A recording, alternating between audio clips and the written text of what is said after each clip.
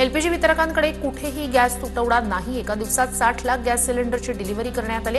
महिन्याभरात 55,000 ton commercial एलपीजीची विक्री। अतिरिक्त इंधन म्हणून राज्यांना केरोसिनचा पुरवठा करण्याचे निर्देश दिल्याची माहिती। राज्यात पीएनजी जोडण्यांसाठी सरकारकडून हालचालींना वेग। नवीन सिटी गॅस डिस्ट्रीब्युशनसाठी मागण्यात आलेल्या परवानग्या 24 तासात मंजूर करण्याचे आदेश। सिटी गॅस डिस्ट्रीब्युशन संस्थांना 24 तास काम करण्याची परवानगी। राज्यात पीएनजी जोडण्या वेगवान होण्यासाठी हालचालींना वेग। नवीन सिटी गॅस डिस्ट्रीब्युशनच्या परवानग्या 24 तासात मंजूर। राज्यात निर्माण झालेल्या ऊर्जा संकटाला तोंड देण्यासाठी राज्य सरकारचा मोठा निर्णय। निवडणूक आयोगाला पाठवलेल्या पत्रात सुनेत्रा पवार यांच्याकडून 2च पदांचा उल्लेख। सुनेत्रा पवार अध्यक्ष तर गरजेचा खजिनदार म्हणून उल्लेख। तटकरे पटेल यांच्या नावापुढे पदांचा उल्लेखच नाही। राष्ट्रवादी पक्षाच्या कार्याध्यक्षपदावर प्रफुल्ल पटेल कायम। पार्थ पवारांची ट्विट करत माहिती। पटेल यांना पदावरून काढून टाकल्याची सोशल मीडियावर होती चर्चा।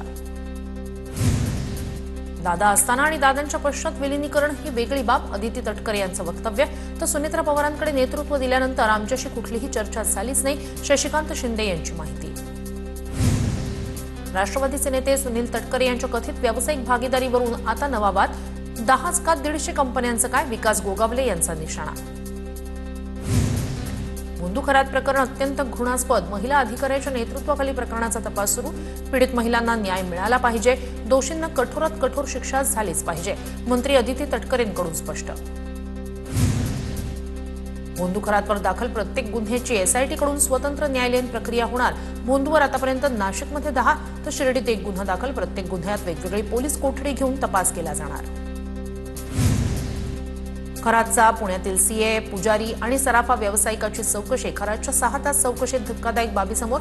पुण्यातील एका बँकेतून घेतलेल्या कर्ज प्रकरणात मॅनेजरला 1 कोटीची लाच दिल्याची बाब समोर। मुंदू खरात प्रकरणी राजकीय नेते आणि काही वरिष्ठ अधिकाऱ्यांची चौकशी होण्याची शक्यता। खरातच्या मुलीच्या लग्नात आलेल्या व्हीआयपी लोकांचा शोध घेतला जाणार। लग्न सोहळ्याला नाशिक, अहिल्यानगर, मुंबई, दिल्लीसह परदेशी पाहुण्यांनीही हजेरी लावल्याची माहिती। खरात प्रकरणात डॉक्टरांपाठोपाठ एक सोनोग्राफी सेंटर आणि मेडिकल स्टोअरही पोलिसांच्या रडारवर। एका विशिष्ट मेडिकल स्टोअरमधून गुंगीच्या आणि वेदनाशामक गोळ्या खरेदी केल्या जात असल्याची सूत्रांची माहिती। मुंदू खरातला 14 दिवसांची न्यायालयीन कोठडी। दुसऱ्या गुन्ह्यात अटक दाखवून आज कोर्टात हजर करणार। मुंदू खरातला घेऊन जाताना पोलिसांकडून वैद्यकीय तपासणी। महापौरांच्या घशापेक्षा मुंबईकरांच्या घशाचं बघा। मुंबईकरांच्या घशाला प्रदूषणाचा त्रास होतोय, त्यावर काम करा। महापौर रितू तावडे यांच्या वक्तव्यानंतर सुषमा अंधारेंची टीका। दोन्ही पोटनिवडणुकांसाठी काँग्रेसकडे इच्छुकांचे अर्ज। पवारांचे राष्ट्रवादी उमेदवार देणार नसेल तर आम्हाला पाठिंबा द्यावा। बारामती आणि राहुरी पोटनिवडणुकीवरून हर्षवर्धन सपकाळ यांची मागणी। एकनाथ खडसे यांचं पाप आता पुढे यायला लागलंय। स्वतःच्या घरातील लोकांना निवडून आणून देऊ शकले नाही। जळगावचे आमदार चंद्रकांत पाटील यांची टीका। धनंजय मुंडे यांना 5 मुलं असताना आमदार कसे झाले? मुंडेंची नार्को टेस्ट करावी, सर्व सत्य समोर येईल। करुणा मुंडे यांचा गंभीर आरोप। खासदार रवींद्र वायकर यांनी केंद्रीय रेल्वे मंत्री अश्विनी वैष्णव यांची घेतली भेट। दादर रत्नागिरी बंद झालेली पॅसेंजर गाडी पुन्हा सुरू करण्याची मागणी। माढ्याच्या अंजनगाव खेलोबा गावात पुतळ्यावरून तणाव। जिल्हा पोलीस अधीक्षक अतुल कुलकर्णी यांनी जमावाची समजूत काढली। पुतळा काढणार नसल्याचं अधीक्षकांचं आश्वासन। महाराष्ट्र बॉक्सिंग फेडरेशनच्या अध्यक्षपदावरून दरेकर आणि शेवाळ्यांमध्ये वाद। अध्यक्षपदी दरेकरांचा पॅनल विजयी असताना देखील सेनेकडून अध्यक्ष घोषित केल्यानं दरेकर आक्रमक। दरेकर दुपारी 2 वाजता पत्रकार परिषदेतून भूमिका मांडणार। अकोल्यातील फरार पोलीस अधिकारी राजेश जाधवला अटक। कोठडीतील महिलेकडे शरीरसुखाची मागणी केल्याचा आरोप। अधिकचा तपास सुरू। कोल्हापुरातील गोकुळ दूध संघाची सभासद नोंदणी बोगस झाल्याचा आरोप। गोकुळ दूध संघात 423 दूध संस्थांची सभासद म्हणून नोंदणी। गर्जना संघटनेचे अध्यक्ष प्रकाश बेलवाडे यांची सहकार खात्याकडे तक्रार। तपासासाठी चौकशी समिती गठीत।